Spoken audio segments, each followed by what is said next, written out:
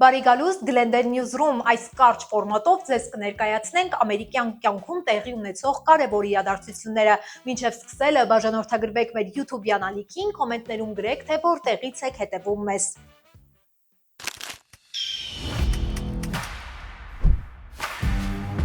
Թրամփը հայտարարել է նոր մաքսերի մասին, որոնք կարող են ցնցել համաշխարհային տնտեսությունը։ Սենատում նույնիսկ Թրամփի թիմակիցները դուրս են եկել նրա դեմ Կանադայի դեմ մաքսերը կասեցնելու համար։ ԱՄՆ-ն Հնդկական օվկիանոս է տեղափոխել ռմբակոծիչներ, ինքնաթիռները կարող են հարվածել Իրանի միջուկային օբյեկտներին։ Մի մարդու սխալմամբ արտաքսել են Էլ Սալվադոր, Սպիտակ տունը խոստովանել է սխալը, բայց հրաժարվում է քայլեր ձեռնարկել։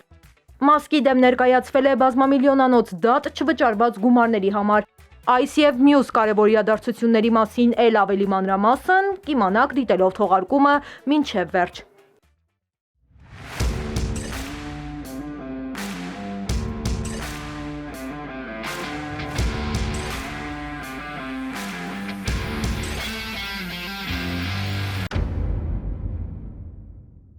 Թրամփը ներկայացրել է լայնածավալ մաքսային սահմանափակումներ Միացյալ Նահանգների գլխավոր առևտրային գործընկերների նկատմամբ։ Նրա խոսքով սա լինելու է համաշխարհային տնտեսության ամենամեծ վերափոխումը երկրորդ համաշխարհային պատերազմից հետո։ Նախագահի նախաձեռնությամբ Չինաստանից ներմուծվող ապրանքների վրա սահմանվելու է մինչև 54% մաքս, Եվրոպական միությունից 20%, Հնդկաստանից 26%, Ճապոնիայից 24%։ Թրամփը հայտարարել է, որ սա կօգնի վերակենդանացնել ամերիկյան արդյունաբերությունը եւ կդադարեցնի երկրից աշխատատեղերի արտահոսքը։ Սակայն տնտեսագետներն ու գործարարները մտահոգված են, նրանց կարծիքով այս մաքսերը կարող են բարձրացնել ապրանքների գները, ավելացնել գնաճը։ Շատ ապրանքների գներ կարող են բարձրանալ սկսած սննդից մինչև տեխնիկա։ ԱՄՆ կենտրոնական բանկային համակարգը բարձրացրել է գնաճի կանխատեսումները, արձագանքելով այս փոփոխությանը։ Հետազոտությունները ցույց են տալիս, որ սպառողները արդեն սպասում են բարդ տնտեսական պայմանների։ Թեև Թրամփը պնդում է, որ սա ԱՄՆ-ի տնտեսական վերածննդի սկիզբն է,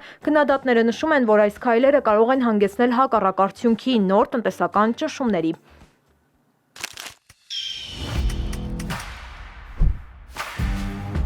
Մի կողմից Սպիտակ տունը խոստանում է աշխատատեղերի վերադարձ ու տնտեսության վերակենդանացում, մյուս կողմից Սենատում Թրամփի թիմակիցներն են արդեն բարձրացնում դժգոհություն։ Տեղի է ունեցել աննախադեպ քվեարկություն։ Մի խումբ հանրապետականներ միացել են դեմոկրատներին ընդդեմ Թրամփի մաքսային քաղաքականության։ Սենատը 51 կողմ 48 դեմ ձայներով ընդունեց բանաձև, որը նախատեսում է չեղարկել Կանադայից ներմուծվող ապրանքների վրա սահմանված մաքսերը։ Սենատորները նշում են, որ մաքսերը կարող են վնասել նահանգի հազարավոր մասնավոր գյուղատնտեսական տնտեսություններին եւ առավել ծանր հետևանքներ կունենան նրանց համար, ովքեր արդեն իսկ պայքարում են ամենօրյա ծախսերը հոգալու համար։ Թրամփը քննադատեց հանրապետական սենատորներին եւ կոչ արեց նրանց վերադառնալ կուսակցության կողմը եւ չաջակցել դեմոկրատների առաջարկին։ Նա պնդում է, որ Կանադան բավարար քայլեր չի ձեռնարկում զսպելու թմրանյութի հոսքը դեպի ԱՄՆ։ Թեև ընդունված բանաձևը դժվար թե անցնի ներկայացուցիչների պալատում, բայց այն վկայում է հանրապետական կուսակցության ներսում աճող անհամաձայնության մասին։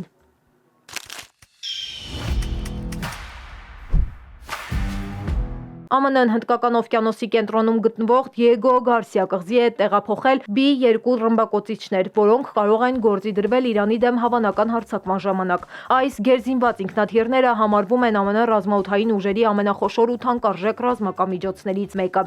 Այս զարգացումներն ընթանում են Իսրայելի եւ Համասի միջև շարունակվող պատերազմի, ինչպես նաեւ Իրանի հետ լարվածության խորացման ֆոնին։ Թեհրանի միջուկային ծրագրի առաջխաղացումը մտահոգություն է առաջացրել արևմտյան երկրներում։ Իրանը շարունակում է հարստացնել ուրանը, անցնելով նախկինում սահմանված շեմը, ինչը վերլուծաբանների գնահատմամբ նրան մոտեցնում է միջուկային զենքի ստեղծման հնարավորության։ B-2 ռմբակոծիչների ներկայությունը տարածաշրջանում դիտվում է որպես հստակ նախազգուշացում։ Ռազմակայանը գտնվում է այնպիսի ռազմավարական դիրքում, որ այնտեղից հնարավոր է արագ հասնել թե Իրան, թե Եմեն։ Արբանյակային լուսանկարները ցույց են տալիս կանգնած ռմբակոծիչները։ Ըստ տվյալների, այս 6 B-2-ները կազմում են ԱՄՆ-ի ունեցած ամբողջ նավատորմի գրեթե 1/3-ը։ Յուրաքանչյուր B-2 արժե ավելի քան $1 միլիարդ։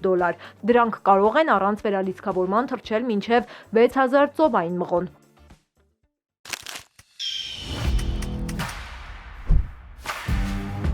ԱՄՆ-ում հասարակական մեծ հնչեղություն է ստացել Մերիլենդի բնակչի սխալման պարտաքսման դեպքը դեպի Էլ Սալվադոր։ Նա ուներ օրինական կարգավիճակ ԱՄՆ-ում ապրելու, աշխատելու որպես մետաղագործ եւ ապրում էր իր ընտանիքի հետ։ Սակայն նրան ձերբակալել են ավտոկայանատեղիում իր անչափահաս որդու ներկայությամբ եւ արտաքսել են Էլ Սալվադոր, որտեղ ըստ մեր ունեցած տվյալների մինչեւ ԱՄՆ գաղթելը նրան սպառնացել են Էլ Սալվադորի հանցախմբերը դեռ 2010 թվականին։ 2019 թվականին միգրացիոն դատարանի դատավորը որոշել է, որ նա պետք է արտաքսվի Էլ Սալվադոր, քանի որ նրան այնտեղ վտանգ էր սպառնում։ Ներգաղթյալը ուներ նաև ԱՄՆ-ում օրինական աշխատելու թույլտվություն։ Թեև Սպիտակ տունը խոստովանել է, որ սա եղել է վարչական սխալ, բայց հիմա հրաժարվել է քայլեր ձեռնարկել սխալն ուղղելու համար առանց ապացույցների, պնդելով, թե նա կապված է հանցախմբերի հետ։ Նրա փաստաբաններն ու ընտանիքը այդ պնդումները անհիմն են համարում։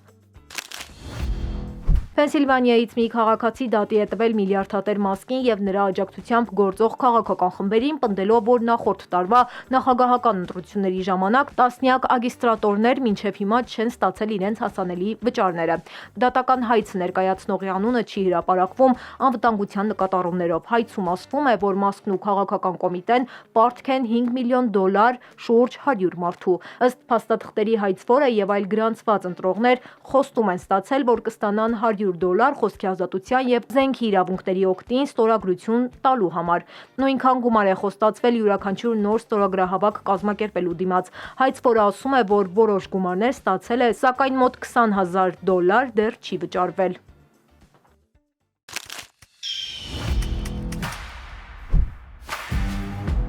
Սիրելի հետևորդներ, ահա այսքանն էր ամերիկյան կյանքի կարճ ու կարևոր նորությունները։ Եթե ցանկանում եք բաց չթողնել մեր գլխավոր թողարկումը, ապա բաժանորդագրվեք մեր YouTube-յան ալիքին, սեղմելով subscribe կոճակը։ Այս ժամի համար այսքանը, կհանդիպենք հիմնական թողարկմանը։